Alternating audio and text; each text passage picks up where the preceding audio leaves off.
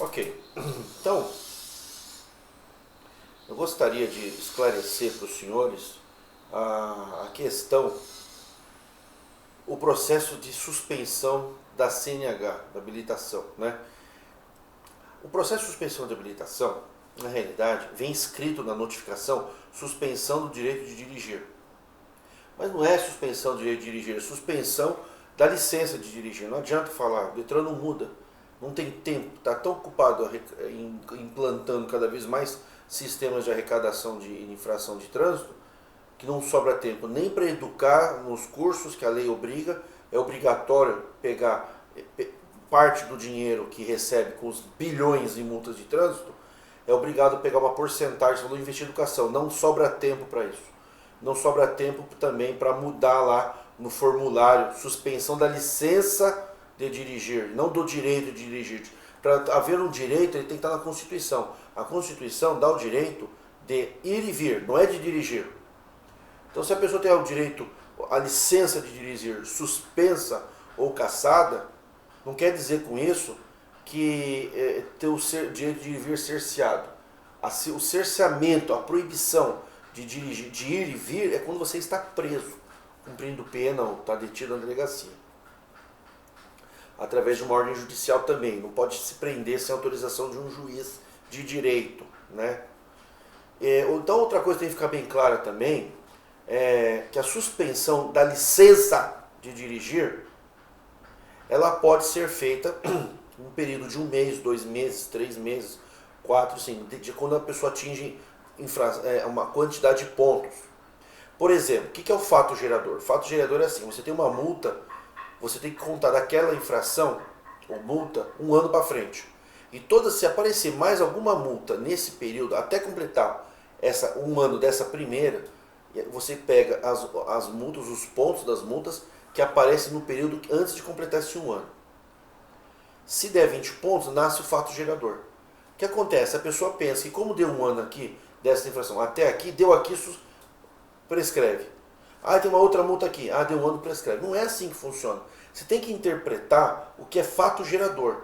Fato gerador é o fato que gera a abertura de um processo de suspensão contra você. Então, você tem uma multa em janeiro, 1 de janeiro, então até 1 de janeiro do ano seguinte, você não pode completar 20 pontos. Não é 21, é 20. Deu 20, suspende. Então, cada vez que você tem, às vezes da primeira até a última, da primeira infração, 1 ano, não dá 20 pontos. Mas ele vem logo em seguida uma multa em março. Até março do ano que vem, você já vai ter essa que está vigorando. Mas às vezes não dá suspensão. Chega em abril, tem outra. Mas de abril até abril do ano seguinte, ocorreram outras infrações e que geraram, que deu 20 pontos. Aí deu o quê? O fato gerador com relação àquela infração, de abril, por exemplo, até abril do ano seguinte. Ou ocorreram vigência de infrações, na contagem de 1 ano, que deu 20 pontos. Então, daquela multa de abril até abril, nasceu novas infrações, que somadas deu 20 pontos. Então, ocorreu o fato gerador. Mas aqueles pontos, eles não vão prescrever em 1 ano. Eles vão... Nasceu o fato gerador. Nascido o fato gerador, em período de 1 ano, deu 25, 30 pontos, com relação àquela primeira infração. Cada infração, você tem que ir fazendo uma contagem nova. Se houver um período que passe, as multas vigoram ao mesmo tempo, nesse 1 ano, e passar de 20 pontos, ocorreu o fato gerador. Ocorrendo o fato gerador, nasce o prazo de 5 anos para o Detran abrir a portaria e tentar suspender a tua... tentar, né? Eu falo tentar porque eles mais tentam do que praticam o ato legal, porque eles fazem o procedimento da portaria e durante o processo ocorrem erros processuais. O ato geralmente não é perfeito. Então, não pode, por exemplo, você que é cidadão, simplesmente falar: mas agora eu estou em dezembro de 2014 e aquela infração já faz mais de 1 ano. Não é que ela faz mais de 1 ano. Mais de 1 ano pode ser até 3 anos atrás. Até 5 anos, se ocorrer um fato gerador, tem 5 anos para suspender. E a partir do momento que instaura o procedimento, se depois do fato gerador passou 3 anos, passaram-se 3 anos, aí instaurou o procedimento de suspensão, dali em diante começa a contar 5 anos, porque suspende a contagem prescricional. E aí o processo tem 5 anos para ser solucionado. Então, quer dizer, se houve um fato gerador em 2001, até 2004 para 2005 ainda dá tempo de instaurar. E aí nasce um prazo de contagem de 5 anos. Então, não existe prescrição de pontos depois de um ano. O que existe é contagem, multa a multa. Você tem que pegar uma folha e pegar. Essa multa vai de janeiro até aqui. Essa prova daqui até aqui. Essa daqui. Se num quadro houver período comum entre elas, que passa 20 anos, nasceu o fato gerador. Eles têm 5 anos para instaurar o processo. Instaurado, cancela, né? Não é suspende, cancela o período prescricional. Aí começa uma nova contagem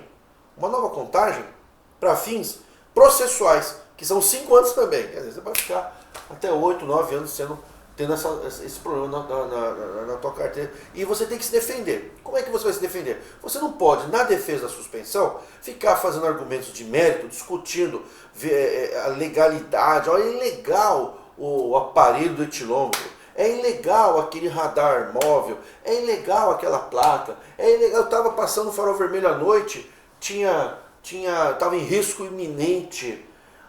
Em primeiro lugar, para ocorrer risco iminente, só pode ser alegado risco iminente, perigo em via de trânsito, risco de assalto, que é o que as pessoas falam, né, principalmente multa de madrugada. Eu vi uma moto, vi um carro suspeito. Para você alegar isso, você tem que sair daquele local que você foi autuado, e você recebeu uma multa de farol vermelho de madrugada, por exemplo. Você sai dali, daquela situação de perigo, e vai até a delegacia de polícia ou vai até a polícia militar mais próxima. E registra o fato, pega uma cópia. Aí você anexa ao recurso. E não simplesmente falar, passei farol vermelho mesmo, porque tava dois motoqueiros lá, estavam com medo de ser assaltado. É uma alegação fútil, tá? Não adianta nada. Então já está claro que no recurso da multa de farol vermelho, nesse caso, você discute isso. Agora, no processo de suspensão, você não vai discutir erros materiais ou processuais da infração de trânsito. Aquilo é tratado separadamente. No processo de suspensão, você tem que tratar separado o processo. Ele é separado, é tratado exclusivamente assuntos com relação à portaria. A portaria de suspensão. Bom, coisa que você não pode alegar, por exemplo, é essa questão que eu não posso ser suspenso porque eu trabalho. Se você alegar que você é motorista profissional, por exemplo, você pode gerar um desconforto maior ainda, porque lembre-se, você não vai ser julgado por um juiz de direito, togado concursado do Estado, né? Você vai ser julgado por um julgador leigo. Eu falo isso para qualquer pessoa que me procura. Se você quer se sentir seguro, vai ao Poder Judiciário. No Poder Judiciário você pode sentir segurança. Isso que vocês veem na internet é mito. Os juízes são pessoas ilibadas de reputação, os desembargadores. Vocês podem pesquisar, estão de sentenças. Os próprios juízes, os próprios desembargadores, os próprios ministros estão por aqui com o Detran. Pesquisem, estudem. Façam uma pesquisa, vocês vão ver. Tem sustentações fundamentadas de juízes e de desembargador que eu tenho guardado comigo aqui. São verdadeiras pérolas, verdadeiras joias do direito. Que a gente vê que não estão por aqui, estão por aqui com o Detran. Por quê? Porque existe um abuso muito grande. E eles também são funcionários, do Poder Judiciário, e eles também dirigem, eles também têm um procedimento de suspensão contra a carteira deles, que eles também sofrem procedimento de suspensão. Então o que acontece é que as pessoas não entendem é que existe um procedimento focalizado na suspensão que não tem nada a ver com o procedimento relacionado à multa. Tá? Outra coisa, alegar também que você não pode ficar sem dirigir. Eu não posso ficar sem dirigir porque eu não posso ficar sem trabalhar. Ok, se você estiver num processo judicial, num processo penal, num processo criminal, você pode fazer suas alegações. Dizer, olha, eu trabalho, eu preciso do carro para estudar. Né? Outra coisa, se você já foi sentenciado num processo de suspensão, você já foi sentenciado, já foi condenado, que na realidade Detran não condena, não sentencia. O Detran toma decisões. Por que decisões? Porque todas as decisões do órgão público administrativo podem passar revisão de julgamento na instância judicial. Então não é que houve uma sentença, é uma decisão que cabe recurso depois. Mas se foi decidido que você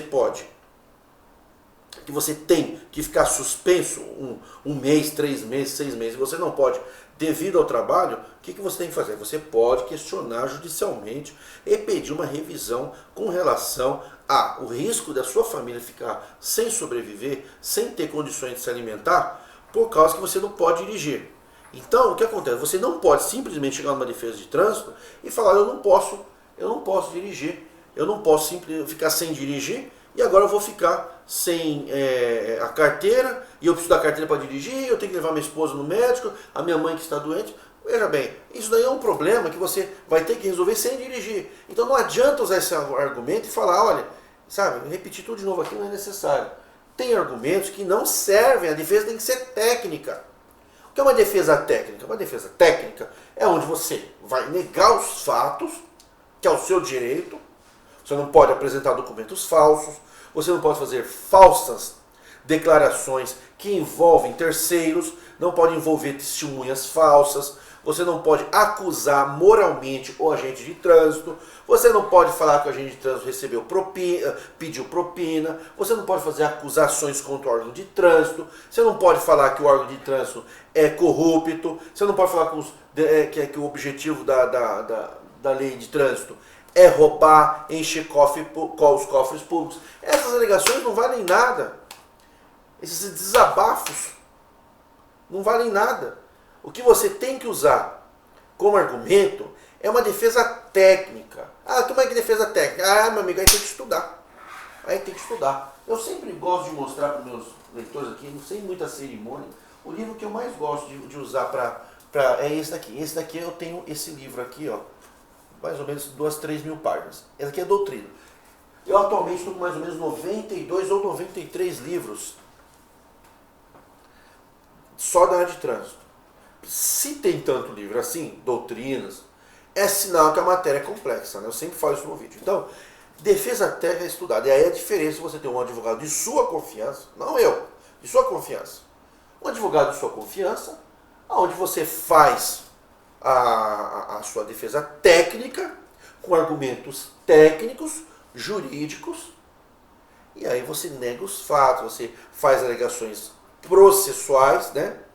E consegue, no desenrolar do processo, conforme o julgador leigo comete erros processuais, erros interrecursais, porque entre uma instância e outra, não é como muitos pensam, defesa prévia, jare, etc. Não, entre a defesa prévia e a jare, tem alguns procedimentos que, se não forem adotados, já tem que ser questionados ali. Tem um direito de petição que você já vai intercalando. Eu quero isso, quero isso, quero isso. Uma série de questões procedimentais, antes de entrar, inclusive com a próxima etapa, que seria o recurso à jare. Inclusive, quando você entra com direito de petição entre o julgamento da defesa prévia, que saiu a decisão, e a prova, tem 30 dias para recorrer na jare. Não é assim, não. Se você apresentar o direito de petição, eu quero, por exemplo, a fundamentação daquela decisão. Ah, eu quero tal documento. Ah, eu quero que comprove via diário oficial tal alegação, tal situação, tal portaria. Naquele momento tem que haver uma dilatação de prazo. O prazo tem que se extinguir 30 dias, por exemplo, de 30. Se aquela petição for atendida mais ou menos depois de 2, 3 meses, aquele prazo de defesa prévia para recurso à jare tem que ser dilatado para frente. Aí começa a contar, depois da resposta àquele direito de petição, é que começa a contar um novo prazo para recurso à jare. Entre a jare e o CETRAN, você pode fazer questionamentos, né, pré-questionamentos, interrecursal, antes de vencer os 30 dias para recorrer no CETRAN segunda instância, você pode fazer uma série de alegações, petições, direito de petições, pedidos de revisão de decisão, pré-questionamento com relação ao julgamento, pedido de fundamentação, depois vem a motivação, tem a fundamentação, depois tem a motivação, direito de petição, ele pode ser 2, 3 peticionamentos distintos, dependendo do tema. Pode pedir para ser trazido ao processo administrativo alguns documentos que fazem parte para a ilustração dos fatos, inclusive lá do processo administrativo. Enquanto isso não for sanado, você não pode começar a vencer o prazo para a próxima instância. Eu te pergunto, vocês acham o julgador do Detran, do CETRAN, Ciretran, Jari, CETRAN, estão ligando para isso? Eles não estão nem aí, eles metem a caneta. Se você tem prazo aguardando resposta de direito de petição entre uma fase e outra, e não foi respondido, eles já vão indeferindo, ó, entrega a carteira. Se você não entrega a carteira, você está no teu prazo de defesa, ele já coloca status irregular, bloqueia a tua carteira, já te considera suspenso. Tudo isso é abuso de autoridade, cerceamento de defesa. E o que você faz? Você pega esse banquete, e leva para nulidade processual num fórum da Fazenda Pública, né? Vai depender um pouco da matéria, uma série de alguns elementos, mas tecnicamente vai ser no fórum da Fazenda Pública, não no especial. Já vi alguns juízes declinar de abrir mão de um processo desse tipo e passar para a vara comum da Fazenda Pública, né? A vara da Fazenda Pública vai tratar desses erros processuais. São erros insanáveis. Tem erro que é sanável, tem erro que é insanável. Nem todo erro é insanável. Quando o erro é insanável, ele é anulável. Você pode aproveitar o processo, seguir a partir daquele erro, ignora aquele fato, corrige e ter os erros insanáveis. Então, o bom profissional de defesa, ele sabe explorar justamente essas questões processuais. Por isso que eu cobro o valor para fazer a defesa. Eu tenho que fazer a defesa. Eu não vou ficar tirando xerox e não postar no correio. Você pode mandar uma pessoa postar no correio. Você achou, você imprime e assina a defesa. Não fica me falando que a defesa está errada, por favor. Entendeu? Se você acha que a defesa está errada, tudo bem, me aponta juridicamente, mas aqui você está falando aqui, mas não é isso. Eu sei que não é isso, mas eu estou provocando um erro processual, eu estou criando uma situação favorável para que você ganhe o processo. Se você quer ser bonitinho, certinho, honestinho, ficar de joelhos lá, né? Detran, né? Eu fiz isso, aconteceu tudo certinho, bonitinho, você vai perder o processo, viu? Você não está lidando com gatinhos, não, você está lidando com tigres. E tigres formados em direito, com doutorado, mestrado, viu? Vai pensar você, eles mandam você recorrer de próprio punho, leigo, mas na hora de julgar eles vão colocar lá autoridades que não vão cumprir os requisitos processuais, não é verdade? Mas na hora que eles perdem o processo, eles recorrem com o procurador. Então você tem que tomar esse cuidado. Você não vai entrar numa jaula de leões com um gatinho que você vai ser devorado. Então, muitas vezes, a gente precisa conduzir as argumentações de um caminho diferente do que eles estão esperando para a gente poder vencê-los. Porque se nós se eles errarem, ainda que você não tenha razão, mas se eles errarem na instrumentalização, na maneira de julgar, na maneira de decidir, na maneira de responder, na maneira de escrever, na maneira de motivar, na maneira de fundamentar, nas questões de prazo, se demorar um prazo maior para cada instância ter uma prescrição interrecursal, tem a prescrição processual, tem a prescrição fase a fase, são outros requisitos. O fundamento tem que estar embasado na situação real, não é um caso genérico. Não é assim. O julgamento de um caso não faz jurisprudência, não faz coisa julgada. Então você não pode pegar aquele caso que eu estou julgando. Não, se você ganhar, daqui não vai virar uma jurisprudência para todos os casos. É caso a caso. Então você tem que tratar o caso a caso. Ricardo, mas você usou a mesma defesa nesse caso que aquele caso. Claro, só que a forma de julgar, ela será feita diferente. O procedimento será diferente, porque os julgadores são diferentes. Cada um é um Deus que pensa diferente. Os julgadores da Jade, do CETRAN, são quase deuses. Falta muito pouco para serem promovidos a Deus. Por quê? Porque são como Hitler. Você está condenado, você está sentenciado a 3 meses de suspensão. Por quê? Porque sim. Então, indeferido, entrega a carta. Mas não vou entregar a carta, eu vou correr. Não interessa, já está suspenso. Põe meu efeito suspensivo. Não interessa, efeito suspensivo. Do process law, devido ao processo legal, fase recursal, fase interrecursal, requerimentos interrecursais, dilação de prazo de um recurso de uma esfera de uma instância para outra, prazo para julgar, tempo de boa-fé, portaria designando o agente de trânsito para ver se naquele dia ele poderia autuar, se ele está permitido autuar ou não. Tem portaria? Aquele policial, aqueles funcionário público, ele tinha o direito de trânsito, o curso de direito de trânsito, a preparação, a graduação, o curso de treinamento, a cidade estava legalizada documentalmente com relação ao convênio do município para com o Ministério das Cidades, a Ciretran está normatizada, os convênios estão celebrados, as mesas componentes da JARE estão preenchendo todos os requisitos necessários para que aquela mesa possa efetuar um julgamento. Aquela pessoa que está ali pode ser um carpinteiro, é uma pessoa da sociedade, é um pedreiro, é uma pessoa que sabe ler e escrever, ele foi indicado corretamente, foi feita a inscrição nos livros de ata, foi feita a documentação. Se nada disso estiver perfeito, o processo é nulo, senhores. O processo é nulo. Não adianta gritar, espernear vocês. Nós aqui sim, somos pessoas como os lá da vala. Nós gritamos mesmo. E eu digo para vocês que estão me ouvindo, procurem advogados bons e defendam-se, porque os juízes estão sendo honestos e íntegros em favor do cidadão que recorre usando argumentos sérios, não argumentos chulos. Tem que saber fazer defesa. Se você sabe, faça. Se você der para eu fazer, não fique me chamando a atenção, não fique me corrigindo. Eu sei o que eu estou fazendo. Eu sei como lidar. É como o gato. Ele pega o rato, ele joga para cima, o rato sai correndo. Você soltou o gato, soltou o rato. Não. Ele vai pegar ele lá na frente. É assim que nós temos que fazer com o Detran, que deu um rato. Você bate até que ele fica tonto. Chega no processo judicial, olha, excelência, esses requisitos processuais não estão perfeitos. Não houve perfeição processual. Não havendo perfeição instrumental e perfeição processual, a fé pública da gente cai por terra. E aí eu digo para vocês, quem será mais inteligente? Quem respeitar leis de trânsito. E quem for ferido no seu direito, recorrer. Então vou pagar a multa, vou perder a carta e ainda vou ter que pagar você, Ricardo Adão. Não, não é assim. Você vai pagar um defensor. Se você tiver que se lamentar de alguma coisa, não se lamente pela minha defesa. Lamente-se pelo abuso do Detran. Porque eu estou na defesa. E pode ter certeza, senhores. Vai dar muito trabalho para o Detran tirar a carta de um cliente meu agora. Porque agora estou me informando, logo vai sair a minha carteira de estagiário do AB, já vou me informar logo. Vocês podem ter certeza absoluta.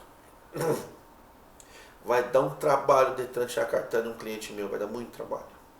Então, confie na lei. Senhores advogados, podem me procurar. Não adianta falar, o cliente é inocente, o agente... Não, já está. Volte o vídeo, ouça tudo de novo. Não adianta mérito. Culpa, inocência. Eu sou inocente. Eu sou culpado. Eu não fiz isso. Eu não fiz aquilo. A placa não estava lá. Não adianta. Você está lidando com pessoas arbitrárias, leigas e semideuses. Não adianta. Você tem que ir pelo rito instrumental. E aí você vai vencer. Multiradar.com.br é o meu site, ricardoadano@gmail.com é o meu e-mail. Evitem fazer muitos comentários, não precisa fazer alarido. Mande um e-mail, vai no site, manda um e-mail. Se você tem um bom advogado, confie no seu advogado.